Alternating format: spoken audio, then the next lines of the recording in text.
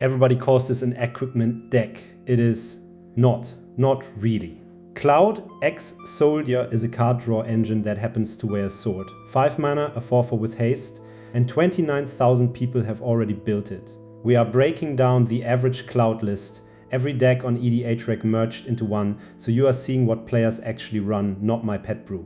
By the end you will know the engine, the math, and the $2 card that ends games. Read the middle line first, because it is the entire deck. When Cloud enters, attach up to 1 target equipment you control to it. Free, no equip cost, no sorcery speed window, whatever happens to be sitting on your battlefield. Then, whenever Cloud attacks, you draw a card for each equipped attacking creature. And if Cloud has power 7 or greater, you get 2 treasure tokens on top of that. Nobody expected a Final Fantasy legend to climb this fast. Here is exactly how fast. Numbers from EDHREC. In February, Cloud sat 24th among every commander in the game. He slipped to 34th by April, which is the normal shape of a set legend cooling off. Then he stopped cooling off. May 29th, June 15th in the world, with 2,194 brand new decks in that month alone. 29,457 decks in total. And when builders self-report their power level, nearly 4,000 of them land in bracket 3, upgraded casual, with another 900 in bracket 4. That is the honest read on this deck. It is a strong shell that beats up your pod on a Tuesday night, not a CDH monster. EDHREC sorts the builds 4 different ways, and it really is not close. 2,841 decks are tagged equipment, 1,600 call themselves Voltron, then artifacts, then straight aggro. Every single one of those is the same deck wearing a different hat. Cloud only ever wants one thing, and it is a sword. So what is actually in the toolbox? Start with the card that beats Sol Ring. Here is a stat I genuinely did not expect. The most included card in the average Cloud list is not Sol Ring. It is Pure Steel Paladin sitting in 96% of decks. It draws you a card every time an equipment enters, and with 3 artifacts on board, everything you own equips for 0. That is what makes Colossus Hammer playable. 1 mana +10/+10 and an equip cost of 8 that you simply never pay.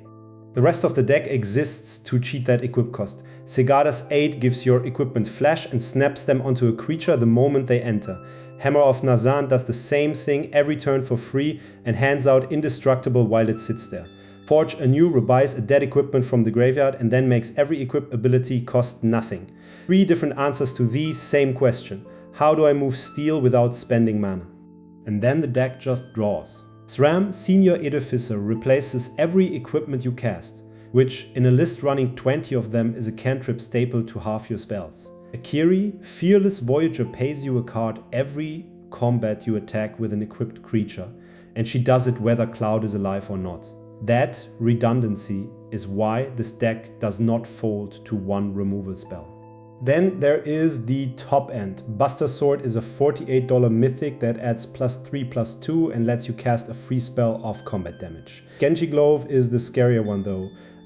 Double strike, and after your first combat phase you get another combat phase. Cloud attacking twice means 2 rounds of triggers, 2 draws per equipped body, and 4 treasure tokens. That is the engine. Now let us open the hood and count what is actually inside it. The average list runs a curve that is almost aggressively low. 24 cards at 2 mana, 20 more at 3, and an average mana value of 2.67 across the non-lands. 9 1-drops, exactly 1 card above 6. This deck is not doodling towards some big turn. It wants 2 equipment and a payoff creature deployed before you untap on turn 4. Here is where the deck gives itself away. In the average 99, the biggest non-land slice is not creatures, it is artifacts. 23 of them against 22 creature cards, and 20 of those 23 artifacts are equipment. So if the donut on your screen looks like an artifact deck rather than a creature deck, that is not a misread. That is the deck. 35 lands hold the whole thing up. 20 equipment inside 99 cards is a lot, and the math is very friendly. 80% of your opening hands contain at least 1 equipment, and by turn 3 that number is 91%. The land side is tighter.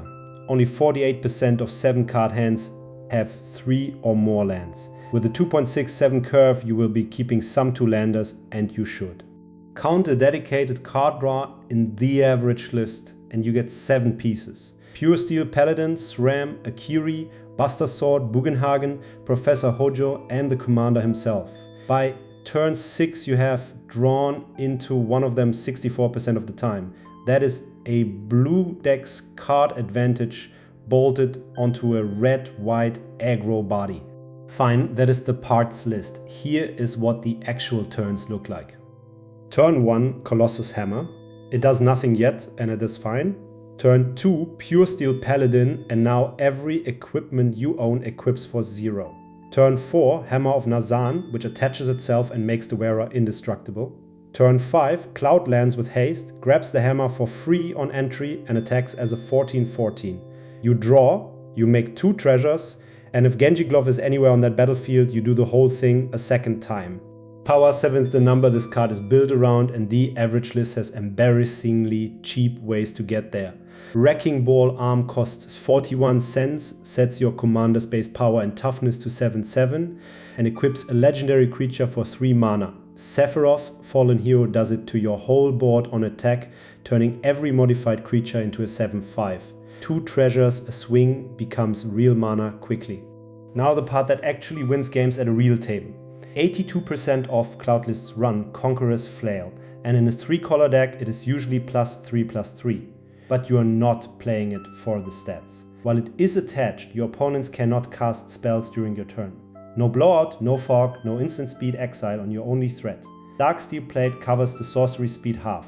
I have watched the table sit there with 3 open answers and just take 14, and the silence afterwards is worth the $4. Here is the good news. Almost none of that engine actually costs money. These 3 equipment together cost 89 cents. Hero's Blade is +3/+2 and attaches itself free whenever a legendary creature enters, which describes your commander exactly. Hero's Heirloom is +2/+1 with Trample and Haste for legends. Behemoth Sledge is +2/+2 with Trample and Lifelink, and it is the reason a 14/14 swing gains you 14 life. Not one of those 3 is a rare. 19 cents buys Summoning Materia, which lets you cast creature spells off the top of your library and taps for mana on the side. 35 cents buys Conformer Shuriken, which taps a blocker every attack and steals the difference in counters if that blocker is bigger. 29 cents buys Red 13 Proud Warrior, who hands Vigilance and Trample to every modified creature and drags an equipment back out of your graveyard. 6 of the average list's 20 equipment cost, under $1 each.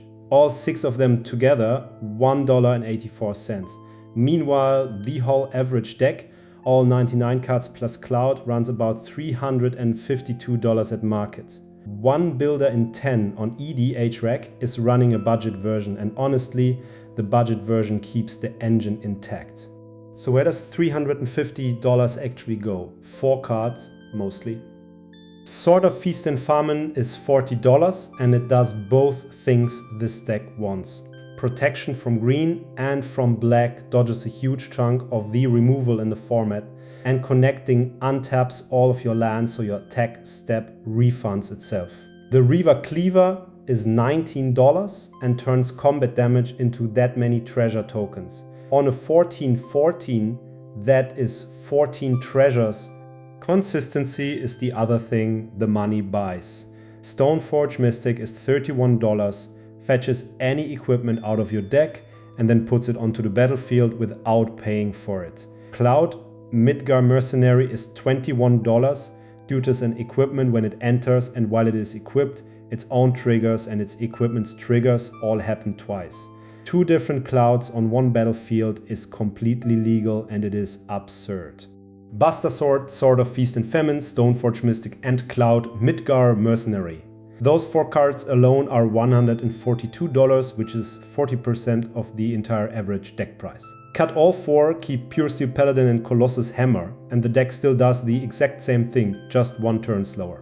That is the whole deck. Here it is, all 99 cards at once.